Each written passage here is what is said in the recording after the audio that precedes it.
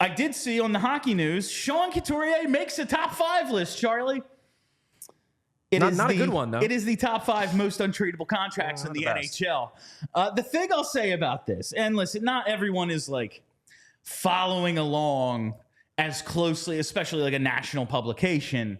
Like you just look at the contract and be like, oh, yeah, that is untradeable. The thing I'll always say about Coots is that if his contract was tradable, it would make no sense to trade him because he means it's at least he's close to worth it. Yeah. He's the captain of your team and like a leader and awesome defensive. Yeah, provides like, a ton of on-ice value. On-ice value. Yeah. Like, why would you trade a guy like that? It's a fair point. Unfortunately, that's not the year we got out of. The first 2 years of Sean Couturier's contract have not gone well. I would say that if we got first half Sean Couturier for the entire year, absolutely, the cap hit would probably be a slight overpay, but I would still view him as something like a 6.5 to 7 mil player. Unfortunately, then we got the second half where he looked like a $1 million a year player, which is the concern. Yes, but that's the one part about it. The fact that if he shows up in this top 5 untradeable contracts list, it does make me chuckle a bit because it more or less makes the case that I was making back when he changed agents. And the theory was, oh, is he going to ask for a trade? Might this be a prelude to him trying to force his way out of Philly? And my thing was, okay, number one, that's not the read I'm getting from this situation. But like, look, making an agent change to a power broker like Pat Brisson, it's a big deal, especially when you've already signed your big contract. It's noteworthy. It deserves to be talked about. But number one, I don't get the sense he wants to leave Philly yet. Number two, and more importantly, even if he did, and even if he went to Briere and said, Danny, I can't deal with torts, I want out, I don't know if they could trade him. No. At least not now. No. After that second half, coming off the injury, having 2 back surgeries in the last, couple years, and his age, the remaining years on the contract, like, it's kind of a situation where, like, yeah, Coots, like, if you want, you can request a trade, but I don't know what we can do for you at this point. I don't want to if we have time. If not, it doesn't really matter. But, like, Don Waddell's talking about Patrick Laine. He's like, yeah, I don't really care to cover 50% of his salary. Like, that's not something I'm all that interested in. If I wanted to do that, he'd be traded already. Like, if you're going to pay Sean Couturier, you might as well pay him to play for you. Like, because they'd have to 50%. Sean Couturier at 50%, given what we saw in the second half of last year, like right now, if I'm another GM, I'm like, no, he's still not worth it. Exactly. Yeah. And if second half Couturier is the real Couturier, he's not worth, what would that be like 50% of 3.8, something like that, 3.8-ish. And this is from 3.9-ish, straight from the article from Adam Proto over at the Hockey News. Given that Couturier is making $7.75 million per season for the next 6 seasons, he's in no man's land contractually speaking, and he's not going to find a new home anytime soon. Yeah. Couturier also has a full no movement clause for the next 5 seasons, but given the way things have gone for him in Philly, Couturier should welcome a change of scenery. I don't agree with that sense. That was one of those. I don't agree with that. That was like I don't watch. Yes. That's a national writer kind of, and not to like criticize him. It's just like, you don't clearly have that inside perspective that someone who, like, say, watches a Daily Flyers podcast would have compared to a national writer. And he goes on, the problem is no teams will be stepping up to bring him in. He's not a buyout candidate realistically, and he's not likely to rebound on offense. He is a veteran who's seriously overpaid, and there's nothing that's going to change that label in the foreseeable future. Okay, so one thing, I want to make this clear, that I am not seriously overpaid. I do think there's a way to change that label. Yeah. Overpaid he's going to be unless the unthinkable happens and he goes back to pre-pandemic Sean Couturier. I am not saying I am expecting this. I am saying that I am not ruling out the possibility that we get a big bounce back year from Couturier for a couple of reasons. Number one, if it turns out that the second half decline was almost entirely due to him being banged up, he had the hernia, there were apparently a couple other things he was dealing with as well.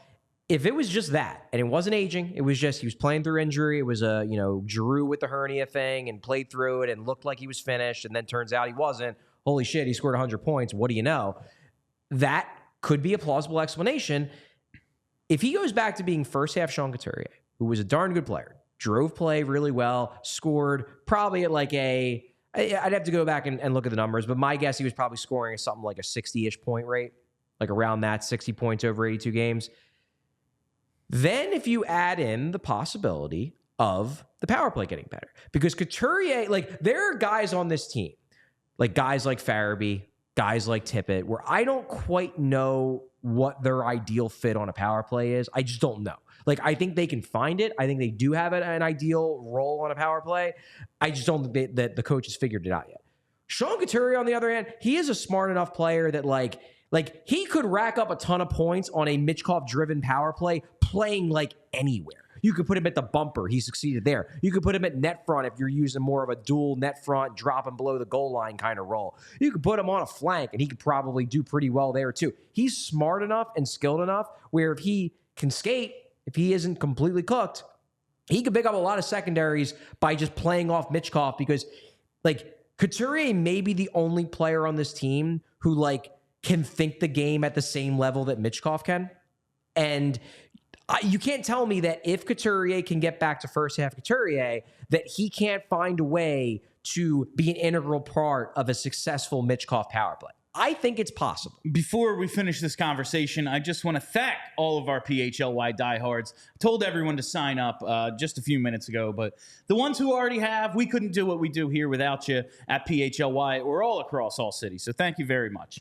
All right. I just think it can't be ruled out. It would not blow me away. Like, I'd be surprised. It'd be a big pleasant surprise. It would not blow me away if Couturier popped off and had a 70-point year, because he goes back to being first half Sean Couturier and the power play is better. Right now, and one thing I want to say about his role in the power play is we know this team has no centers. Sean Couturier gets back to something close to what he was. Winning faceoffs was a big part of what he did. And I know faceoff, it's an overrated stat. Special teams faceoffs are huge. Yeah, puck possession, penalty kill, power play, both real big deal. You win that first face-off, you're set up. Yeah. Like, what's the hardest thing for the Flyers to always do? I mean, now it's scoring goals. Now it's everything. Historically, like getting set up, just getting that first okay, and here we go. Get that puck on Michkov's stick, you're set up. Like, that's going to be, I think, where he shows, and I think Couturier can help him in that regard. You're saying 70. Like, I'm saying that's like the dream. That's the dream. For me, like, what I am realistically looking at for Sean Couturier, give me 40 to 45 points and 55% in the dot.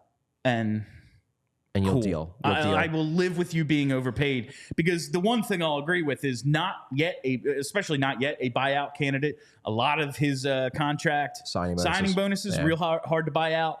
Say they can't now, they missed the window. Yeah. Say next summer they're looking to buy him out. Mm-hmm.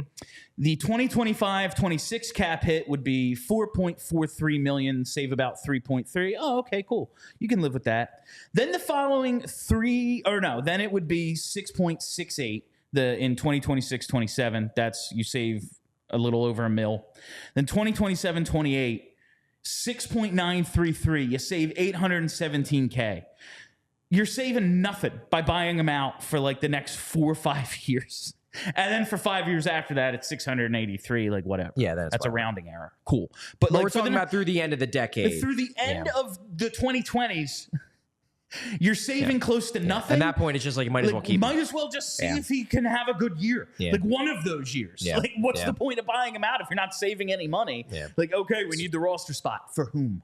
Like, who are these? We'll deal with that when we get to it. But especially now, no, he is not a buyout candidate. Like, it makes more sense just to cross your fingers on Couturier for the next couple of years. And again, you would like to. There will always be people dreaming of the idea of trading Sean Couturier.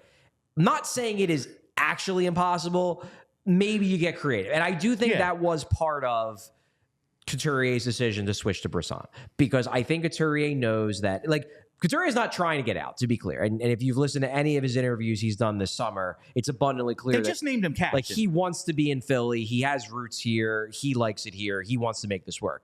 But you can't tell me that there's not a nagging thought in the back of his head of like, okay, if this upcoming season is an absolute disaster in terms of the way Torts treats me and the way our relationship is in the locker room, and like if we're not even talking, like you can't tell me that he's not thinking in the back of his head, like that is a possible outcome. Maybe not likely, but possible. And if that's the case, I might want to try to figure out a way to get the hell out of a bad situation. That's why getting Brisson as an agent is a good idea, because it's going to be real tough to execute a trade. And somebody like Brisson, like the thing that you got to understand about the power broker agents is that they're not just agents. They are talking to other teams. And like, you hear it sometimes where we've given the representation permission to explore a trade. Yeah. Someone like Brisson is like, has every GM in the NHL on speed dial. And if there's anybody that has any interest, he might figure out if anybody has interest in Couturier sooner than Briere would. Yeah. Because he's talking to everyone constantly. Yeah, all of them. He represents half the sport. Yeah. like Brisson, he knows these guys. Brisson is the kind of guy where if you have to get super creative to trade Couturier somewhere else because the relationship is just untenable between Coots and Torts at the end of next season, Brisson's the kind of guy who like maybe he could figure out a way.